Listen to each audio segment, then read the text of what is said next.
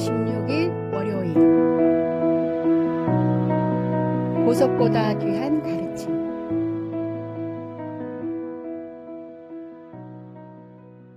한 어머니가 어느 날 상점에서 새 옷을 구입했습니다. 집에 돌아와 다시 한번 입어보며 주머니에 손을 넣었는데 그 안에서 커다란 보석이 발견되었습니다. 순간 어머니는 마음이 흔들렸습니다. 내가 산 옷에 있으니 내 것이 아닐까 하는 생각과 아니야, 보석이 엄청 비싸 보이는데 잃어버린 사람이 지금쯤 애타게 찾고 있을 거야 라는 양심의 소리가 충돌했습니다. 혼자서는 올바른 결정을 내리기 어려워 마을의 현명한 노인을 찾아가 조언을 구했습니다. 노인은 단호하게 말했습니다. 당신이 산 것은 외투이지 보석이 아닙니다. 당장 돌려주는 것이 마땅합니다. 그러나 만약 보석을 돌려주러 갈 때 당신의 자녀를 데리고 간다면 당장은 아쉬울지 몰라도 보석보다 몇 배나 더 귀중한 것을 자녀에게 물려주게 될 것입니다. 부모가 자녀에게 해줄 수 있는 가장 소중한 선물은 비싼 물건이나 좋은 학원이 아닙니다. 그것은 바로 올바른 가치관과 신앙입니다. 우리가 보여주는 작은 행동 하나하나가 자녀들의 인생을 형성하는 틀이 됩니다. 특히 정직함은 신앙생활의 기본이자 시작입니다.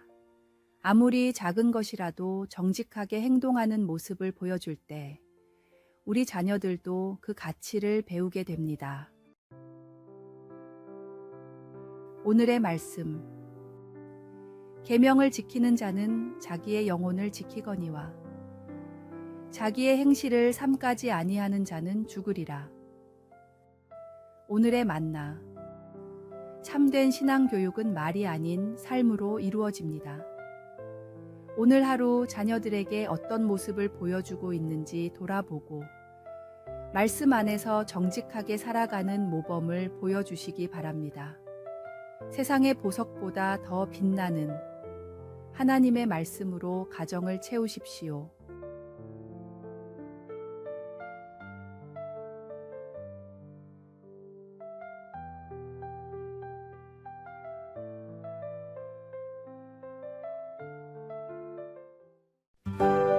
(6월 17일) 화요일 칭찬의 10가지 능력.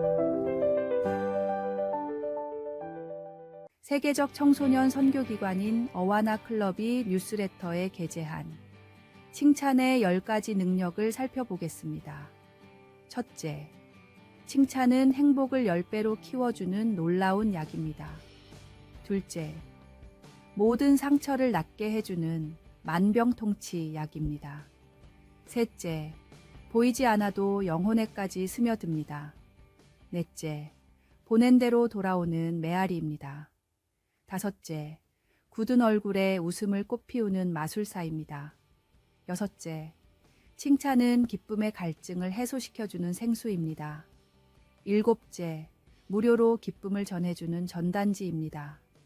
여덟째, 무한한 가능성을 품고 있는 씨앗입니다. 아홉째, 몸과 마음에 활력을 주는 비타민입니다. 열째, 역사를 새로 쓰게 만드는 대통령입니다. 이런 놀라운 칭찬의 능력에 비해 칭찬을 하는 데 드는 노력은 너무나 작습니다. 그럼에도 우리는 종종 그 작은 노력조차 아끼며 칭찬에 인색하고 오히려 칭찬을 받기만 바랍니다. 성경은 듣기는 속히 하고 말하기는 더디 하라고 가르칩니다. 이는 다른 사람의 이야기를 경청하고 필요할 때 적절한 칭찬과 격려의 말을 하라는 뜻이기도 합니다. 오늘부터 만나는 사람들의 장점을 찾아 먼저 칭찬해 보십시오. 작은 칭찬 하나가 누군가에게는 큰 힘이 되고 그것이 당신에게도 좋은 평판으로 돌아올 것입니다. 오늘의 말씀. 내 사랑하는 형제들아, 너희가 알지니 사람마다 듣기는 속히 하고 말하기는 더디하며 성내기도 더디하라. 오늘의 만나. 오늘 하루 만나는 사람마다 진심 어린 칭찬 한마디를 건네보세요. 칭찬은 타인뿐 아니라 자신에게도 큰 기쁨을 가져다 줍니다.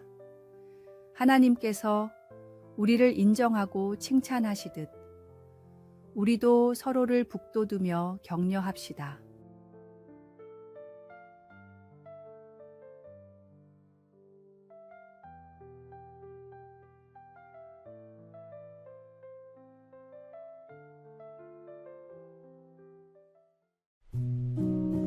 (6월 18일) 수요일 공정한 시험관. 세종대왕 시절 정갑손이라는 사람이 함경도의 관찰사로 파견되었습니다. 그는 백성들을 잘 다스릴 수 있는 뛰어난 관리를 뽑기 위해 시험을 치렀습니다. 그런데 합격자 명단을 보고는 시험을 관리하던 책임자들을 모두 불러 엄하게 꾸짖었습니다. 여기 어째서 내 아들의 이름이 있는가? 내 아들이 평소 공부를 잘하지 못했다는 것은 누구보다 내가 잘 아는데 그대들이 나를 속일 수 있는가?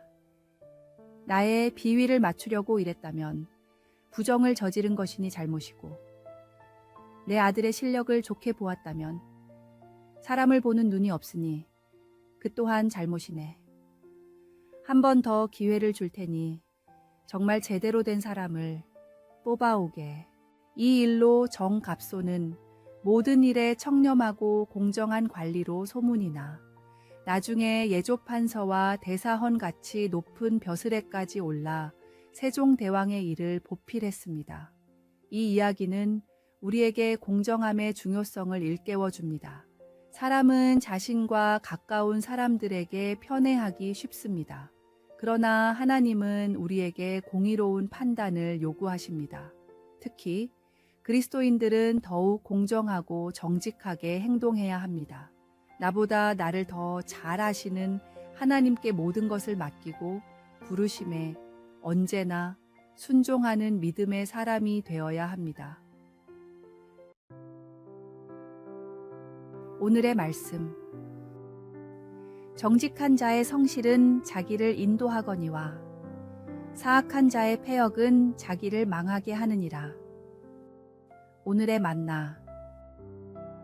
오늘 하루 동안 자신의 판단과 결정이 공정했는지 돌아보십시오. 하나님은 편애하지 않으시며 모든 일을 동등하게 사랑하십니다. 우리도 그 모범을 따라 공정하고 청렴한 삶을 살아갑시다.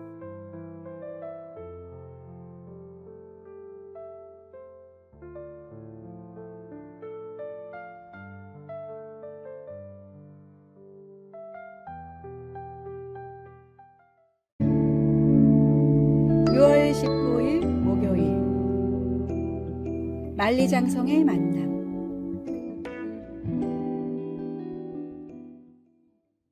소프트뱅크의 손정혜 회장이 사업차 중국을 방문했을 때 만리장성을 구경하게 되었습니다. 함께 동행했던 미국의 야후 창업자인 제리 양이 어딘가 연락을 하더니 한 젊은이를 데려왔습니다. 손정혜 회장은 그 젊은이를 보고 첫눈에 무언가를 느꼈고 단 6분간의 대화를 나누며 자신의 귀중한 경영 비결을 전수해 주었습니다.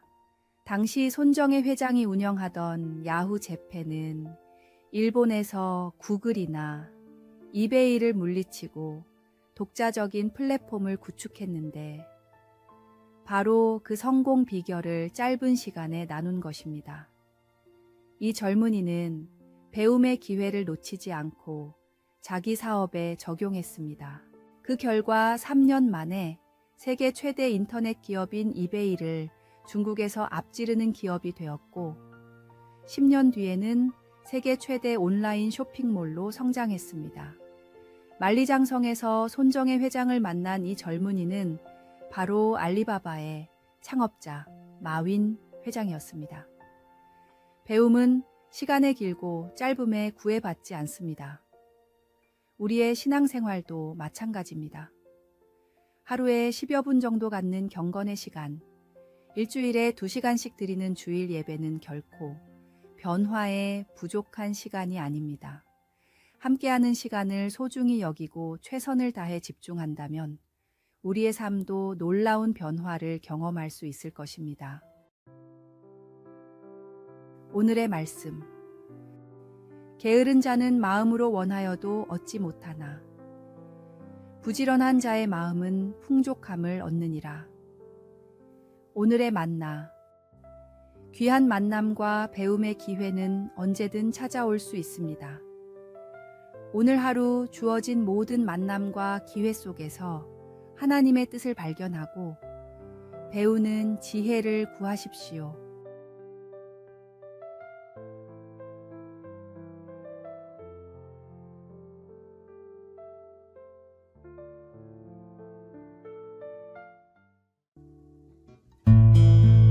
(6월 20일) 금요일 105세까지의 계획. 호서대를 설립한 강석규 박사가 95세가 되었을 때 외국어를 배우기 위해 학원을 찾았습니다.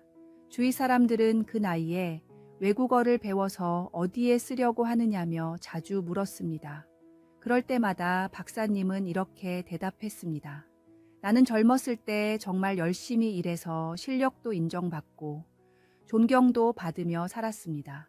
65세에 은퇴할 때도 내 모습이 그렇게 자랑스러울 수 없었습니다. 이 정도 했으면 됐다.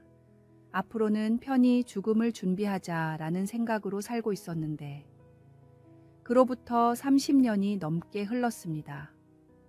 덤으로 여겼던 인생이 무려 3분의 1이나 되었지요. 아무 의미 없는 시간을 30년이나 보낸 셈입니다. 나는 지금도 정신이 맑습니다. 내가 은퇴할 때 이 나이까지 살 줄 알았다면 절대로 이렇게 살지 않았을 것입니다. 내가 지금 어학 공부를 하려는 이유는 단 하나입니다. 10년 뒤 105세 생일에 하고 싶은 일을 미루다가 후회하는 인생이 되지 않기 위해서입니다. 하나님께서 우리에게 허락하신 시간은 모두 소중하며 주님이 부르시는 그 순간까지 우리는 배움과 성장을 멈추지 않아야 합니다. 시편 기자는 인생이 짧으니 우리의 날을 계수하는 지혜를, 바울은 세월을 아끼라고 권면했습니다. 오늘의 말씀. 우리의 연수가 70이요 강건하면 80이라도 그 연수의 자랑은 수고와 슬픔뿐이요 신속히 가니 우리가 날아가나이다. 오늘의 만나. 하나님께서 허락하신 시간을 소중히 여기고 주어진 매 순간을 의미 있게 채워가는 지혜를 구하십시오. 주님이 부르시는 그날까지 전력을 다해 사명을 감당하는 참된 제자의 모습을 간직하시기 바랍니다.